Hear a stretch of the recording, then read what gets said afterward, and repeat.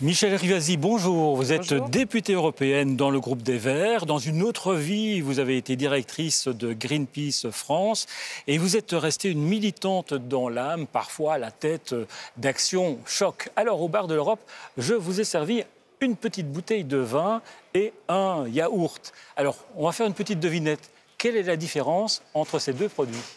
Comme ça, le yaourt a un étiquetage qui montre quand même le nombre de calories, les protéines, les lipides, tout ça. Alors que dans le vin, l'étiquetage, il concerne juste l'origine. Bien sûr, on a le volume, on a le pourcentage d'alcool, mais on n'a rien sur les additifs, on n'a rien sur les pesticides. Et On ne sait pas d'ailleurs, ce qu'il y a dedans. exactement. Et là, il y a des associations, notamment TOWA, qui demandent à ce qu'il y ait un étiquetage beaucoup plus important. Et notamment, si on met des sulfites et combien on en met, et s'il y a d'autres additifs. Et l'étude qui a été faite d'ailleurs par vos collègues de France Info sur 10 vins du Bordeaux, justement, là on est avec un vin de Bordeaux, montre que dans du vin conventionnel, ils ont retrouvé jusqu'à 15 pesticides. Alors que dans le vin bio ou le vin naturel, il n'y en avait pas. Et puis, il y avait aussi beaucoup d'additifs dans le vin conventionnel, sauf que le consommateur ne le connaît pas. Et ça, c'est une dérogation qu'a obtenue le lobby, en quelque sorte, des vins et des alcools par rapport aux denrées alimentaires telles que le montre justement ce pot de yaourt, où ils ne sont pas obligés de mettre, vous voyez, la nature des produits. Pourtant, c'est une denrée alimentaire et il y a une dérogation spécifique sur le vin. Donc, ce n'est pas normal du tout. Mais ça veut dire que si on achète un vin avec l'étiquette agriculture biologique, là on peut être rassuré tout à fait, ou c'est pas si évident que ça? C'est pas suffisant. Ce qui est bien, c'est que quand c'est du vin bio ou du vin naturel, au moins ce qu'on sait, c'est qu'il n'y a pas de pesticides employés. Mais on ne sait pas assez s'ils ne rajoutent pas des additifs. Regardez les sulfites, ça peut aller quand même de 30 à 50 mg. Mais encore faut-il que ça soit indiqué. Ça veut dire que le label bio, au niveau européen, il est bradé, vous diriez ça? Il y a une espèce de nivellement vers le bas? Il n'est pas suffisant. Et cette association TOWA demande justement à ce que, dans l'étiquetage, on mette beaucoup plus de précision pour que le consommateur soit éclairé dans son choix. Alors, vous avez fait partie ici au Parlement européen d'une commission spéciale sur les pesticides. En fait, l'objectif, c'était de voir si on permettait de mettre sur le marché les pesticides d'une manière totalement transparente. Résultat? Mais résultat, on s'est bagarré, vous ne pouvez pas vous imaginer. Quand il y a eu le renouvellement du glyphosate et qu'on voyait les scandales aux États-Unis avec les Monsanto Papers, où on voyait que cette industrie, mais qui est une prédatrice, une destructrice de notre santé, manipulait les données, achetait des experts, vous voyez, pour qu'ils disent que le glyphosate n'était pas cancérigène. Donc on a obtenu cette commission spéciale, une espèce de commission d'enquête. Et là, on voit qu'il y a des failles énormes dans le système.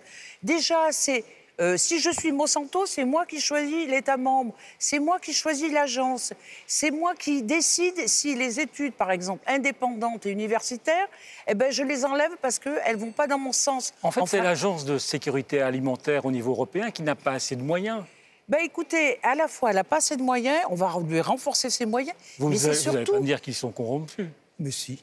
Mais si, malheureusement, si. Il y a des experts, vous voyez, comme ils n'ont pas assez de moyens financiers, ben, il y a des experts qui sont financés par l'industrie. Il y a eu des conflits d'intérêts au niveau des experts de l'EFSA qui ne sont pas admissibles. Et puis l'EFSA n'avait pas les reins assez solides pour donner toutes les études faites par les industriels. C'est pour ça que 4 députés verts ont attaqué la Cour de justice européenne pour faire en sorte à ce que les 74 études qui étaient confidentielles eh bien, puissent être transparentes. Donc, c'est bien quand même cette commission d'enquête, puisqu'on a obtenu plus de transparence, plus d'indépendance et plus de qualité au niveau des études sur les produits. Quand vous dites « on a obtenu », ce sont des recommandations. Maintenant, il faudra voir ce que la Commission européenne va en faire de votre rapport. Eh bien oui, et c'est pour ça que, franchement, pour ces prochaines élections européennes, s'ils ne choisissent pas des députés militants, alors c'est les multinationales qui vont prendre le pouvoir. Et ça, moi, je n'en veux pas. Alors, regardez cette photo, Michèle Rivasi. C'est la première page de votre site. Et la photo, ben oui, c'est vous. Et je me trompe ou pas, vous avez un gilet jaune? Mais oui, j'ai un gilet jaune parce que c'était en fait une photo qui avait été prise à Lyon lors d'une manifestation antinucléaire. Et à l'époque, vous voyez, j'avais anticipé les gilets jaunes parce que je me bagarrais contre le lobby nucléaire, vous voyez, où là, justement, c'est encore l'opacité, on décide pour nous. Et si jamais il y a un accident, ben, c'est toute la population française qui en sera victime. Les gilets jaunes, vous les comprenez, vous les soutenez? Ah ben écoutez, moi je les soutiens sur l'aspect justice sociale, justice fiscale et justice climatique. Vous voyez, et que lors du débat, il est très important qu'il y ait un dialogue avec tous ces gens-là qu'on n'entendait pas. Vous voyez, c'était les invisibles qui sont redevenus visibles. Et ce que j'aime bien, c'est ce qui s'est passé à Commercy dans la Meuse, où il y a eu l'assemblée générale de toutes les assemblées nationales qu'il y avait sur le territoire français, quand on lançait un appel, et on retrouve ces trois termes, justice fiscale, justice sociale, justice climatique. Et donc, s'ils se bagarrent pour améliorer la qualité de vie, et comme ils disent, on veut vivre dignement et sans avoir peur du lendemain. Et je rajouterais, et en protégeant la planète. Ben, là, il peut y avoir plein de convergences, mais il faut que, justement, ils puissent se rassembler, faire un appel collectif. Et quand ils ont dit « on n'est ni xénophobe, ni sexiste, ni raciste », eh bien, écoutez, ça rentre un peu dans nos fondamentaux, les Verts. Et donc, je pense qu'on peut faire des choses ensemble. C'est une colère française ou ça peut se passer partout ailleurs en Europe? Ah, pour moi, ça peut se passer partout en Europe. Parce qu'il y a une telle injustice. Vous voyez, les gilets jaunes, c'est lié à l'injustice. Cette injustice, elle n'est pas que française, elle est européenne et elle est internationale. Michel Rivasi, vous prenez une petite boule surprise avec une question surprise. Je vais vous prendre prenez une la verte, verte. ça m'étonnerait. Et vous allez donc la lire à haute voix et sans crainte. Mangez-vous encore de la viande?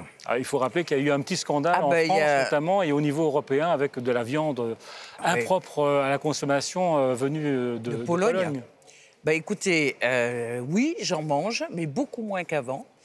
Et c'est de la viande de qualité et de mon terroir. Vous voyez le scandale de la viande de bœuf qui vient de Pologne, c'est 800 kilos là, qui sont... alors on ne sait pas si c'est avarié ou pas, en tout cas... Mais vendu chez des petits bouchers, on pourrait avoir confiance aussi. Eh bien, moi, je suis pour relocaliser l'élevage. Je ne vois pas pourquoi, avec, vous voyez, cette mondialisation de la viande, mais on ne domine plus rien. Il n'y a plus aucune traçabilité. On est capable d'abattre des animaux qui sont malades. Et ensuite, vous voyez bien que ça part et on ne retrouve même plus la traçabilité de la viande.